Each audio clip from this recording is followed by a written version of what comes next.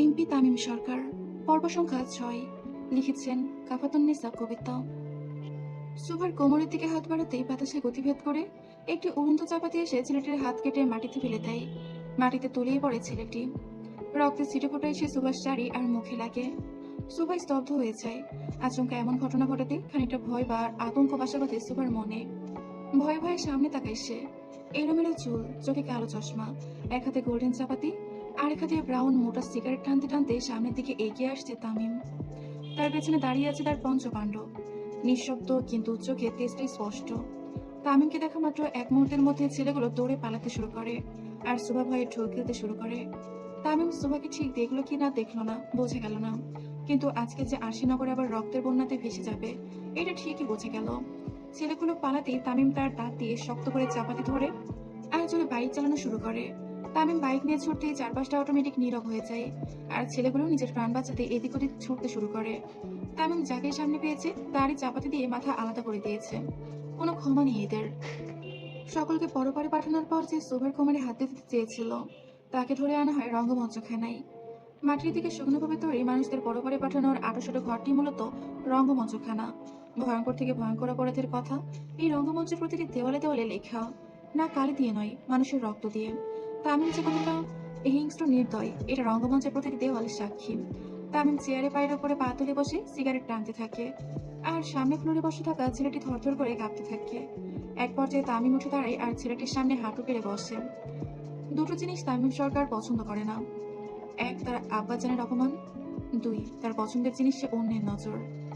তামিম উঠে দাঁড়িয়ে আড়মোড়া ভেঙে দেয় শরীরে। সাকিব, এই নন ভাই। সাকিবকে ডাকা মাত্র সাকিব তামিমের হাতে গোল্ডেন চাপাতিটি তুলে দেয়। তামিমকে চাপাতি হাতে দেখে ভয়ে আঁতকে বের হয় ছেলেটির। যা, বেলে বিস্কিট খা।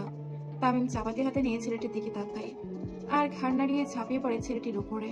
পুরো শরীর টুকরো টুকরো করার পর শান্ত হয় তামিম। এই মাহির, সিগারেট দে।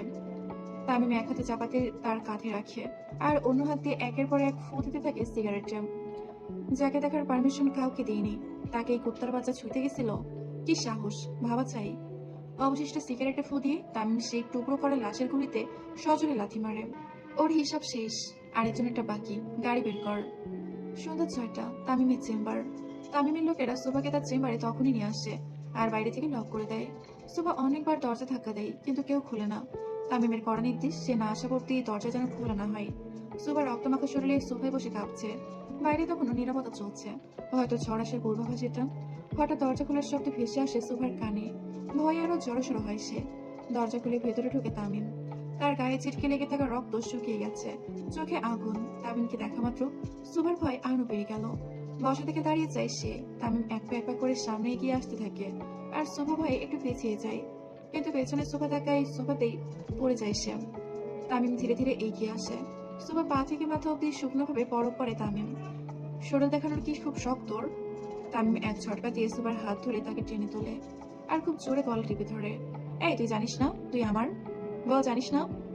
সুভা অনেক কষ্টে চেষ্টা করে নিজের গলা ছাড়ানোর, কিন্তু তামিমের বলিষ্ঠ হাতের কাছে তার চুনোপুটির মতো হাতের শক্তি কিছুই না।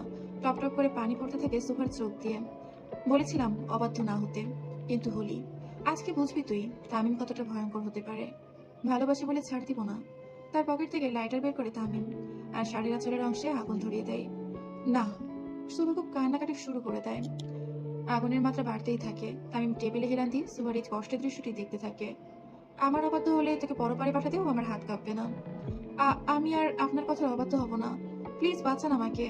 সুভা খুব জোরে জোরে চিৎকার করতে করতে তামিমের কাছে তাকে বাঁচানোর জন্য আকুতি করতে থাকে, কিন্তু তামিম চুপচাপ দাঁড়িয়ে থাকে।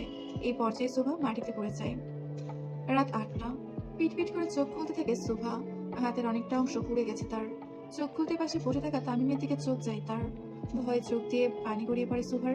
তামিম এক দৃষ্টিতে তাকিয়ে থাকে সুভার দিকে, তারপর উঠে গিয়ে সুভার পাশে বসে। তামিম বসলে সুভা ভয়ে নড়ে চড়ে ওঠে একটু। তামিম সুন্দর মতো সুভার ব্যান্ডেজ করা হাতটি ধরে। জ্বলা কমছে?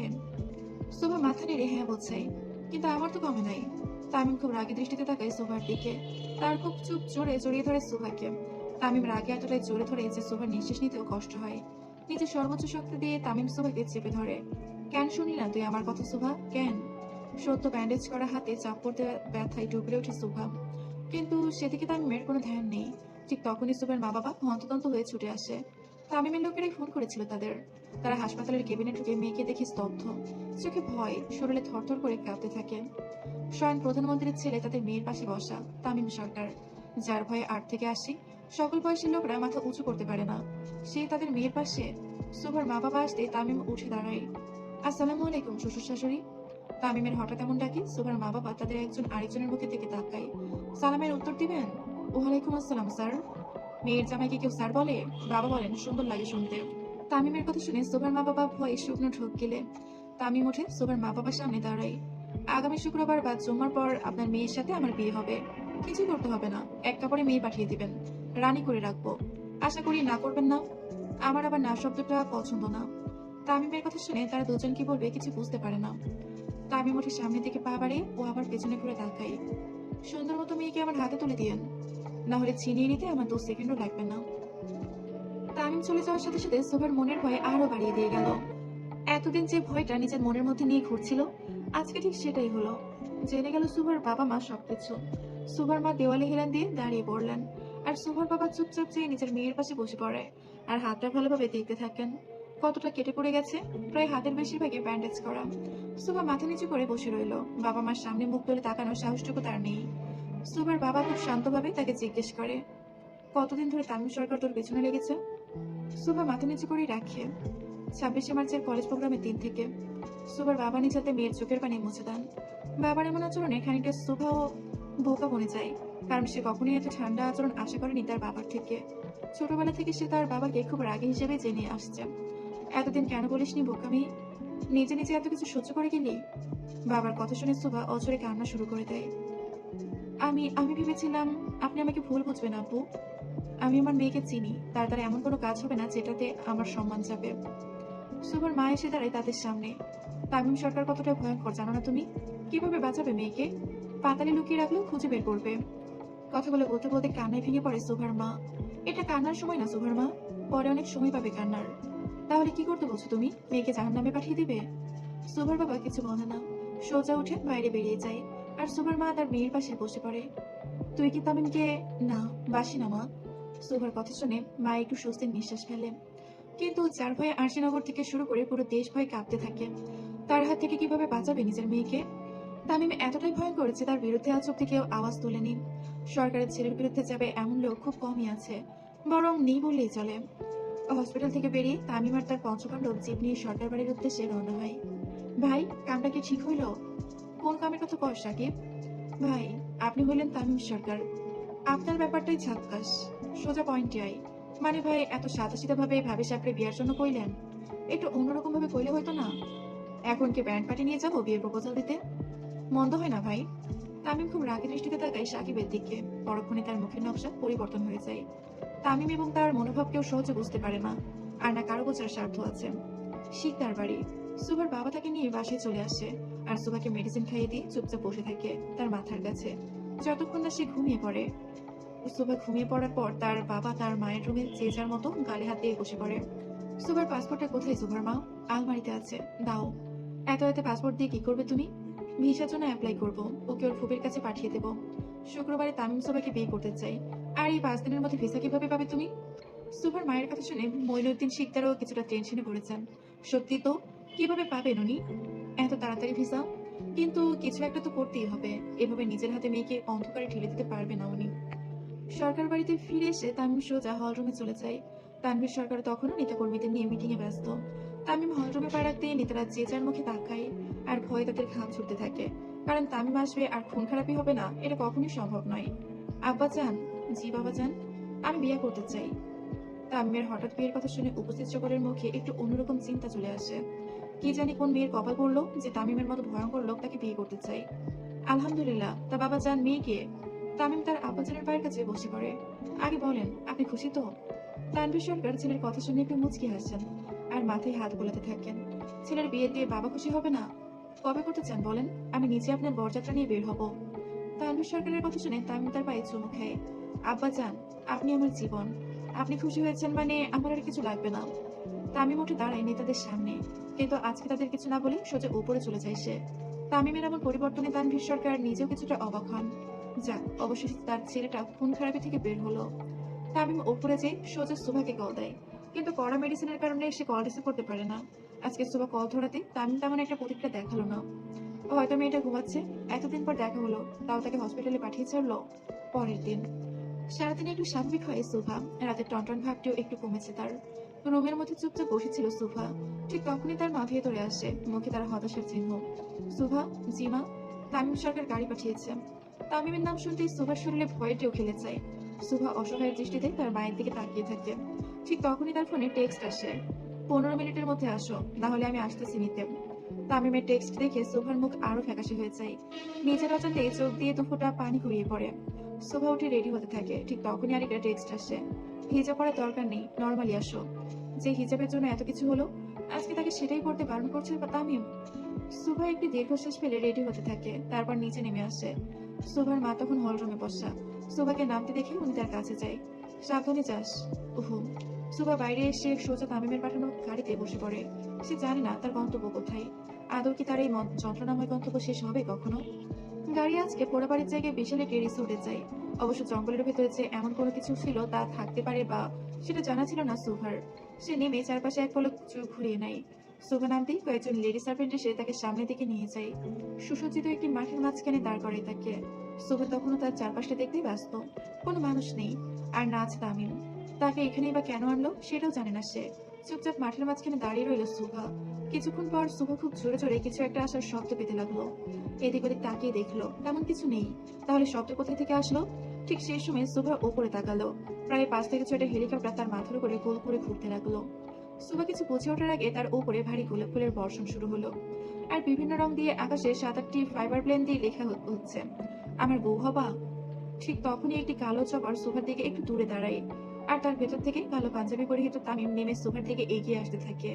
হাতে তার এক গুচ্ছ গোলাপ, তামিমের হাতে তার গোল্ডেন চাপাতির জায়গায় গোলাপ। বিষয়টি কেমন যেন ভূতের মুখে দোয়া কালামের মতো। তামিম এসে সোজা সুভার সামনে আর তার হাতে গোলাপগুলো দিয়ে দেয়। আমার বউ হবা। সুভা মনে মনে নানা করতে থাকে, কিন্তু মুখ ফুটে সেটা বলার সাহসটুকু হয় না তার। কি বলো? হ্যাঁ বলো। তামিমের ধমক শুনে সুভার সাথে সাথে মাথা নাড়ে। জি। গুড। তামিম নিজের পকেট থেকে একটি হীরার আংটি বের করে আর সোফাকে সেটা পরিয়ে দেয়। ঠিক তখনই আবারও আকাশ থেকে গোলাপের পাপড়ির ভারী বর্ষণ হতে থাকে। আর হেলিকপ্টারগুলো থেকে তার পঞ্চপাণ্ডবদের আনন্দ উল্লাস ভেসে আসে। তোমাকে একটু জড়াই ধরি, কিছু মনে করিও না। তামিম আহত করে সোফাকে জড়িয়ে ধরে।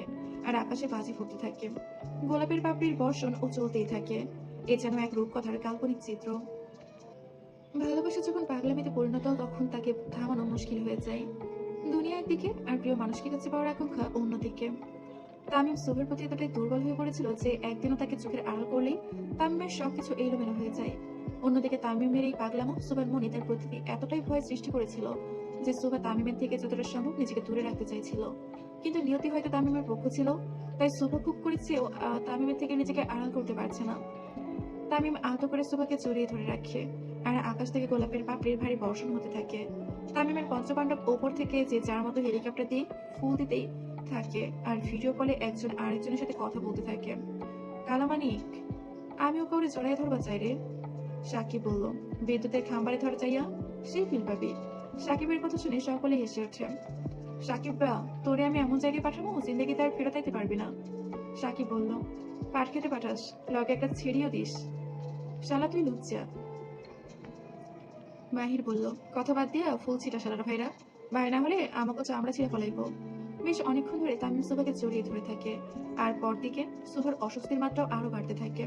এক পর্যায়ে সুভা নিজের চোখ বন্ধ করে দীর্ঘ নিঃশ্বাস নেয় এবং বেশ অনেকটা সাহস নিয়ে তামিমের সাথে কথা বলার জন্য প্রিপারেশন নেয়।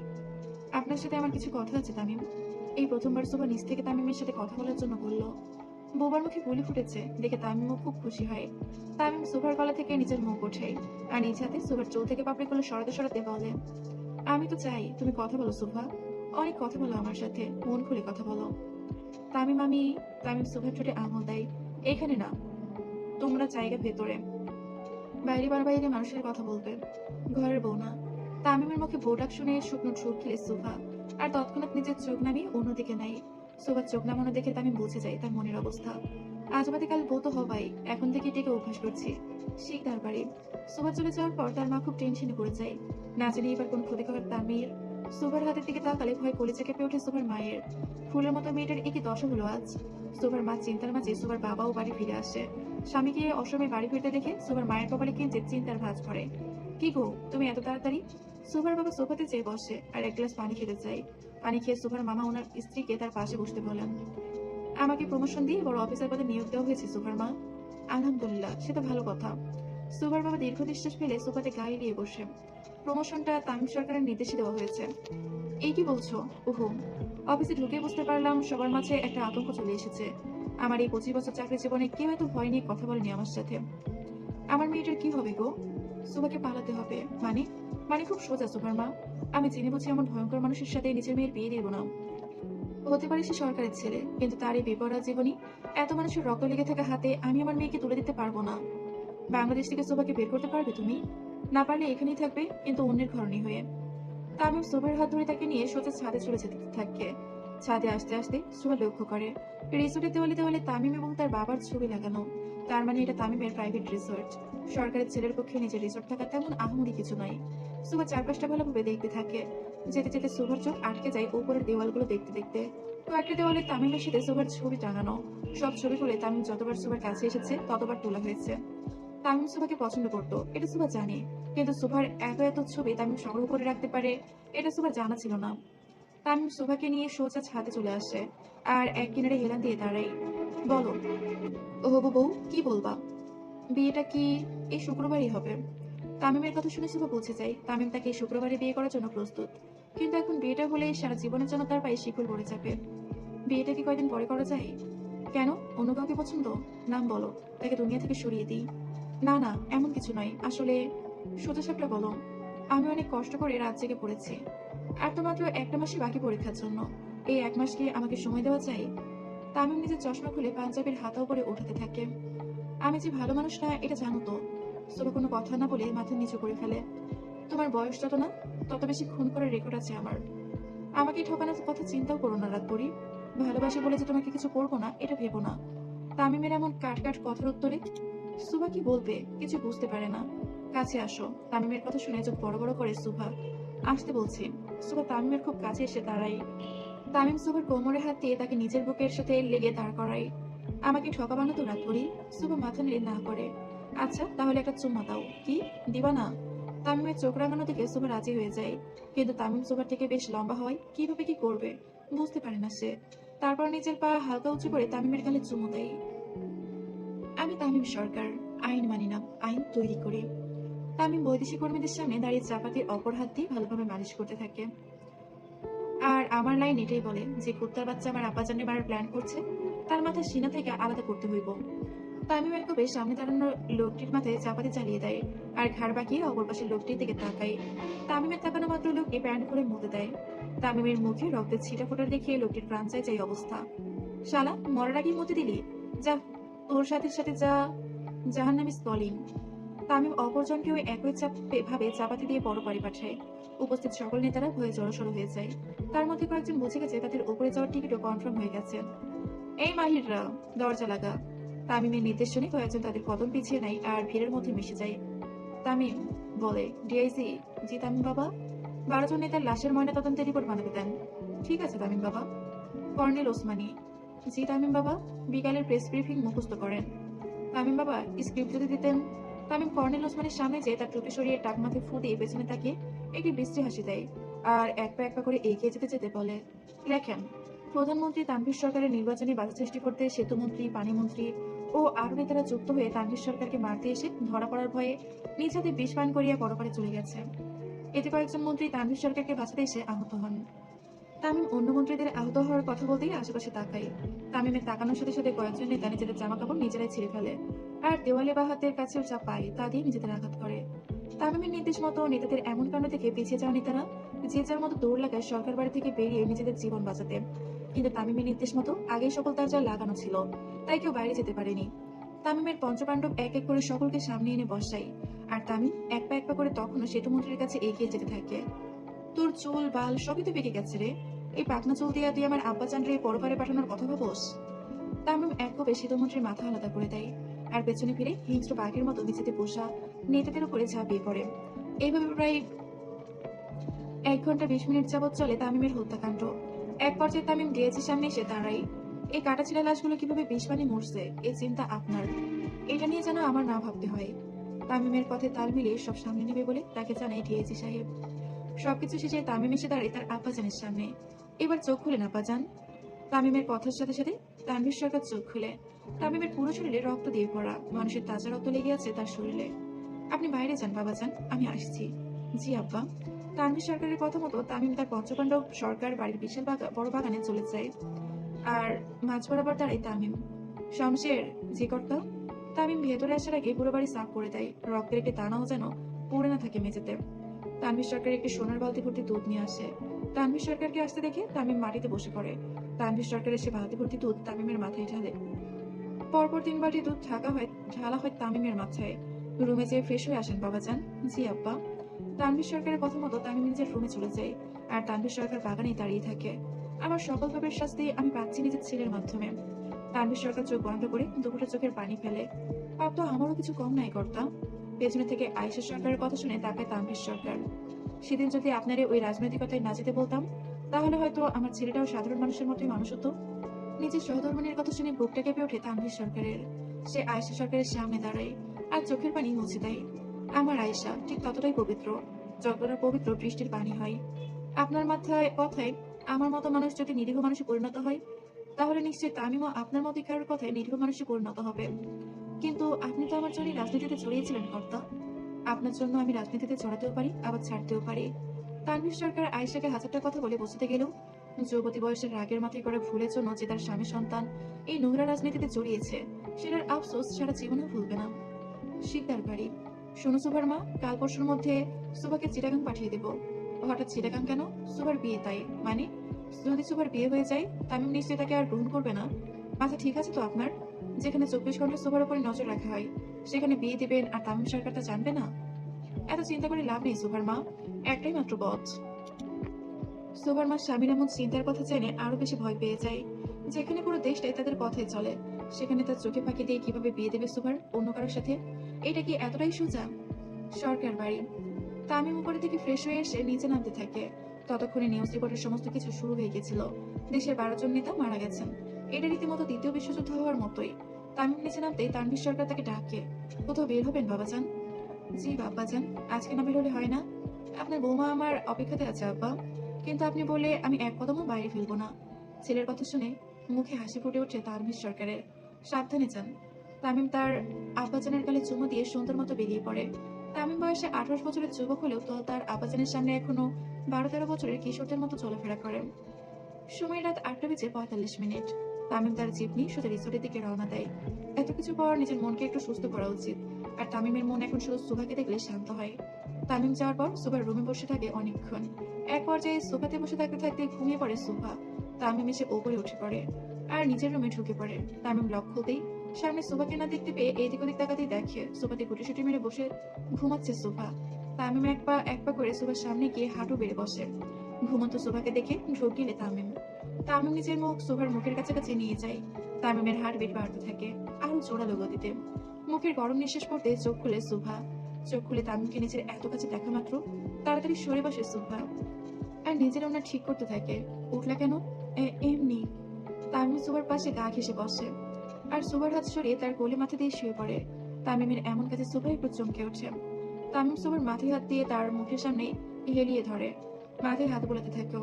তামিমের গরম নিঃশ্বাস সুভার মুখে আস্তে আস্তে পড়ে। শুকনো ঢুক গিলতে থাকে সুভা। তামিম সুভার মাথা থেকে হাত সরিয়ে তার কোলে সুন্দর মতো মাথা দিয়ে চোখ বন্ধ করে রাখে। আর সুভা তামিমের কথা মতো তার মাথাতে হাত বোলাতে থাকে। বেশ অনেকক্ষণ পর তামিম চোখ খুলে সামনে তাকায়। সুভা, জি। আমার ঠকাইও না, না হলে নিজের হাতেই তোমাকে মারতে খুব কষ্ট হবে আমার।